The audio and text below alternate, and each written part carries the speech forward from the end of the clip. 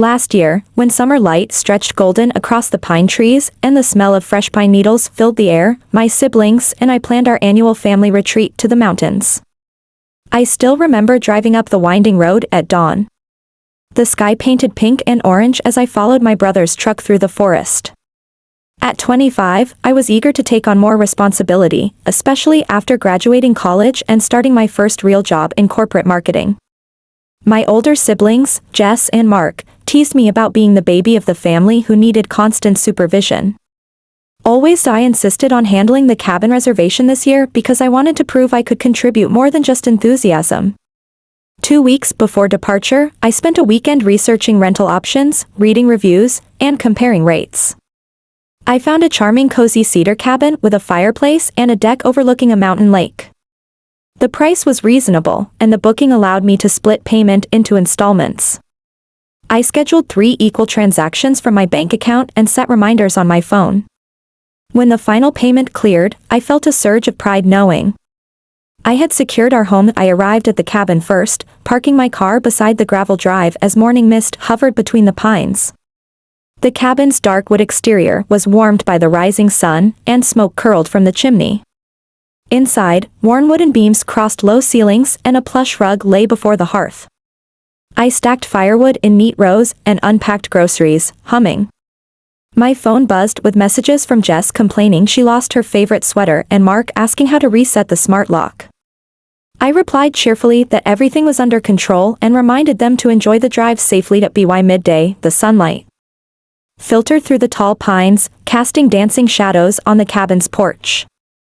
I arranged blankets and cushions on the wooden bench near the railing and set out snacks, cookies, and trail mix in a basket. The wind carried distant laughter from the lake, where ducks bobbed on waves. I sipped coffee and closed my eyes, relishing the quiet moment before my siblings arrived. I knew they would complain about the internet's weak signal and tease me for my note-taking, but I braced myself to handle their jabs with patience. After all, family trips were about compromise. And cared. I heard their voices before their cars appeared around the bend. Jess climbed out first, tossing her keys onto the wooden table and scowling when she saw the neat stacks of firewood. Mark followed, stretching his arms and whistling a tune. They each brought extra luggage for grilling. They complained about the narrow gravel road and how slippery the pine needles made everything. I smiled diplomatically, reminding them the cabin's remote location was part of its charm. Then I casually mentioned the payment schedule, expecting relief or gratitude, but Jess rolled her eyes and said, "You didn't help with that." I felt a knot tighten in my chest at Jess's words, but I swallowed the sting. I explained I had booked the cabin, arranged the installments, and paid each transaction on time. I described the confirmation emails I saved and the bank notifications. Mark raised his eyebrows and asked to see the emails. With calm determination, I pulled out my phone and opened the booking app in front of them. Their expressions shifted as I scrolled through timestamps and payment receipts. The silence stretched between us, punctuated by the distant caw of a crow and the rustle of pine branches overhead. That Jess's jaw dropped, and Mark leaned closer, squinting at the screen like he could will memory of the payments. I felt a sense of vindication as Jess mumbled quiet apologies under her breath. Mark cleared his throat and said, "Wow, you really did handle everything." I closed the app and slipped my phone into my pocket, trying to appear nonchalant. The sun dipped lower, casting a warm glow through the windows. I breathed deeply, grateful that the truth was finally acknowledged.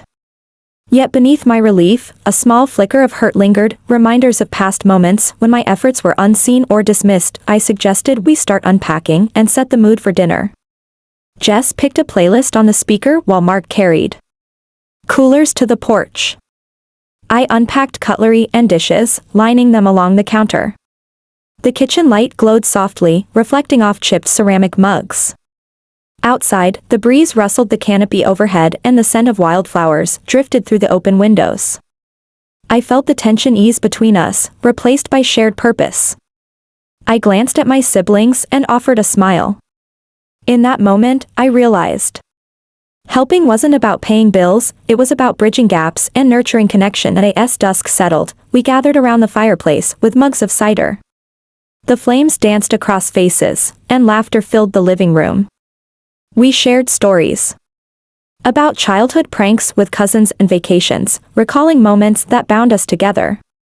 Jess apologized openly, crediting me for handling logistics. Mark raised his mug in a toast to my foresight. I felt warmth more than fire's glow, quietly knowing I had earned siblings' respect. Outside, Forrest fell silent under a blanket of stars. In peaceful stillness, I knew retreat would be more than another trip. It was a turning point for us, my family. Morning sunlight filtered through thin curtains as I blinked awake, the memory of last night's laughter still warm in my chest. My muscles tingled from yesterday's hike up the ridge, and I stretched slowly, careful not to disturb the quiet cabin air. I rose and pulled on a soft flannel shirt, craving another hot cup of coffee. Stepping onto the deck, I inhaled the crisp mountain breeze and watched mist rise from the lake's surface like gentle ghosts fading with the sun inside. Jess and Mark were already brewing coffee and unpacking life vests. Jess fussed over tangled paddles, her brow furrowed with frustration as she blamed the rental company for sending mismatched gear. Mark offered to help but dropped an oar, sending a thud across the wooden floor. "We're going kayaking," Jess announced, scanning my face. "Are you ready to admit you didn't plan everything perfectly?" I smiled, remembering how Mom taught us to laugh at mishaps when we were children exploring our backyard creek with plastic boats. Back then, Mark lost his paddle in the mud and Jess nearly tipped a canoe into the lilies. I, ever the organizer, packed extra ropes and spares, insisting they'd avoid disaster. They teased me about over-preparing, but I didn't mind. This year, however, parents far away, it was on me to keep our retreat smooth, yet here we were. Short a set of paddles and with a slightly cracked kayak shell that Jess had overlooked in the frantic packing. When she accused the rental office of negligence, I felt old frustration swell. Taking a deep breath, I suggested we inspect each kayak before launch. They exchanged glances but agreed. I led them down the mossy path to the water's edge, pulling on rubber boots. I knelt by the nearest vessel, shining my flashlight on every seam of discovering the shell crack. I pointed it out. Mark prodded gently, and water dripped at the seam. "Good catch," he admitted. "We need a replacement or quick patch." I remembered a repair kit in the back of my car and dashed uphill to retrieve it, breath puffing in misty air. Returning with a roll of waterproof tape and sealant, I knelt by the kayak while my siblings watched in silence. With steady hands, I sealed the crack, testing each layer meticulously. Mark rubbed his hands together, nodding approval. Jess bit her lip, eyes softer than before. "Thanks," she whispered, her voice small in the morning hush. In that moment, validation felt warmer than the sun's rays. I stood and brushed pine needles from my jeans, heart fluttering. We loaded the kayaks onto the shore and slid them gently into the water. The lake mirrored the sky, a glassy expanse, inviting exploration, and I felt triumphant that my planning still held strong. Midday arrived with perfect clarity, and we paddled in tandem toward the rocky outcrop at the lake's center. I followed my siblings' chatter about work deadlines, relationships, and childhood pranks. Jess confided she felt overwhelmed at her new teaching job, and Mark admitted feeling uncertain about moving across country for his fiancée's career. I listened, offering reassurance drawn from my own marketing world stresses, reminding them that growth often felt uncomfortable but led to new strengths. Clouds gathered on the horizon as we rounded the outcrop. A low rumble of thunder reached us, and swift winds rippled the water's surface. I glanced up at swollen clouds, urging caution. "We should head back," I called, voice firm. Mark paused, looking between me and the sky. Jess bit her lip, anxious energy radiating. A drop of rain splashed my cheek like a warning. I turned our kayaks and began paddling against rising waves, muscles straining. Halfway to shore, a sudden gust rocked our boats, sending spray into our faces. Mark struggled against the current, and Jess's paddle slipped free. Without hesitation, I maneuvered closer, extending my paddle to her. She grasped it and sagged in relief. I barked instructions, my heart pounding. Inch by inch, we edged toward Safety, my siblings paddling under my guidance. When our boat scraped the gravel shore, wet and trembling, relief flooded us like warm sunlight got on land. We collapsed on logs, chests heaving and clothes soaked. Water dripped from our hair like a baptism of survival. Silence stretched before Jess reached out and squeezed my arm. "I don't know what I'd have done without you," she said. Mark nodded, voice cracking, "You always see things we miss." Pride swelled in my chest not because of praise, but because I protected them. Together, we laughed off the scare. Forging a bond deeper than any cabin payment. Later, as we warmed over soup in the cabin's tiny kitchen, my phone buzzed with a message from Mom. She reminded us to cherish these moments and trust in one another. I typed back a promise to call that night. Jess smiled across the table, offering me the last piece of bread. I realized family was more than shared blood, it was choosing to support, protect, and celebrate each other even when storms arose. Literal or emotional, that night drew its velvet curtain over the peaks. We gathered on the deck with blankets and hot chocolate. Fireflies flickered like distant stars, and I leaned back, savoring the warmth of kinship. My siblings fell silent, comfortable in the shared glow. I reflected on how a simple cabin retreat became a testament to trust and synergy. Tomorrow awaited with new challenges, a steep hike and mountain pass, but I knew we would face it united, buoyed by lessons earned under pine and storm. Morning light peeked through the cabin windows, and I awoke to the smell of toasted marshmallows lingering from last night's fire. My legs ached pleasantly from yesterday's kayak rescue, and I felt an unfamiliar surge of confidence. I stretched, careful not to disturb Jess, who still slept curled beneath a wool blanket, and Mark, whose steady breathing reminded me how close we'd become through shared scares. The cabin's wooden floor creaked beneath my feet as I slipped outside, inhaling dew-scented air and watching sunlight dance across the lake's ripples. Today's hike to Eagle Peak would test us, but I was ready. Inside, Jess and Mark stirred over coffee and granola. We spoke in hushed tones about route maps and gear checks, no teasing or blame, only steady cooperation. We packed backpacks with water, trail mix, rain jackets, and my phone, now a symbol of my reliability rather than a distraction. I folded our itinerary and pointed to switchbacks and ridgelines, highlighting safe rest spots. They nodded without challenge. The trust we built under a storm's threat had woven itself into our teamwork. As we laced hiking boots, I realized this journey wasn't just scenic, it would cement our bond. The trailhead lay half a mile through pine forest, marked by a carved sign weathered by wind and sun. Roots snaked across the dirt path, and birdsong echoed between trunks. I led the way, choosing a firm boot placement amid damp needles. Jess fell into step behind me, collecting fallen pine cones to study later. Mark carried the map, consulting it when branches obscured mile markers. At the first incline, my thighs burned. I paused, breathing shallow but calm, and turned back to encourage them. "Let's take it slow," I said. "We'll get there together." They smiled, relief evident. Steep switchbacks tested our endurance.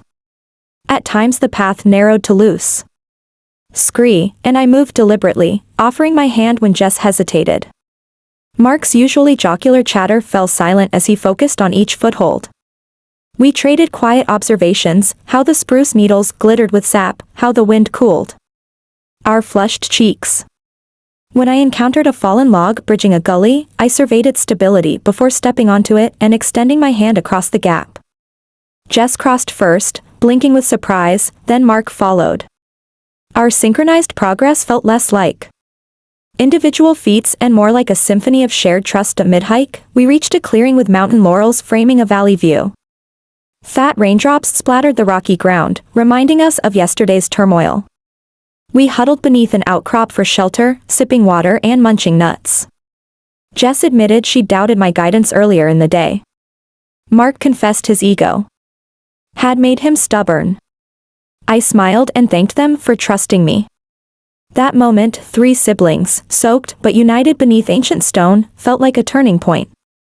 We understood that leadership wasn't dominance but listening and adapting. When storms rolled in, clouds swirled above as we resumed, the path steepening to scramble over boulders. My pulse raced, not from fear but exhilaration. I paused to tie my shoe and turned to help Jess navigate a jagged rock face. We moved as a team, one spotting, one balancing, one offering encouragement. Mark's laughter rang out when we concluded our mini rock gym, chasing euphoria through shaky legs. I realized parenthood wasn't necessary to foster care, siblings could nurture each other. 2 to last, a final ridge led to the summit, marked by a weathered cairn. We climbed the last dozen feet, and I reached the peak first, arms outstretched to embrace the panorama, endless forested slopes, jagged peaks veiled in mist, and the mirror-like lake where our journey began. Jess and Mark joined me, breathless and triumphant. We huddled for a group selfie, smiles wide against the wind. In that frame, I saw not the youngest sibling but an equal, a protector, a friend. The valley below seemed to bow in recognition. Our descent demanded caution as afternoon sun melted frost in shady crevices. We moved deliberately, communicating each step. When Mark slipped on moss, I caught his pack strap and steadied him. Jess paused to clear loose stones from the trail. Each action echoed the reciprocity we'd established. I guided, they supported. By the time we reached the forest floor, our shoulders ached and backpacks felt heavier, but our hearts were light. We high-fived beneath the pines and skidded through golden needle-strewn paths back to the cabin. Evening wrapped the woods in lavender dusk as we unloaded gear and lit a small fire pit. Jess toasted marshmallows and handed me the first gooey treat. Mark brewed hot tea, offering me a cup with a grin. I accepted, savoring the warmth not just from the mug but from their genuine smiles. We spoke of future plans, another trip to the coast, a family reunion at home, daily check-ins across time zones. We acknowledged that trust, once earned, demanded practice but rewarded us with deeper connection. That night, I sat on the deck with a journal, sketching pine shadows and writing our story. The pen scratched across pages, capturing laughter, tears, and lessons learned. Preparation matters, leadership requires empathy, and love manifests through small gestures. As stars ignited the velvet sky, I closed the journal and leaned back. Content. Our cabin retreat had begun with unspoken doubts but concluded in unshakable unity.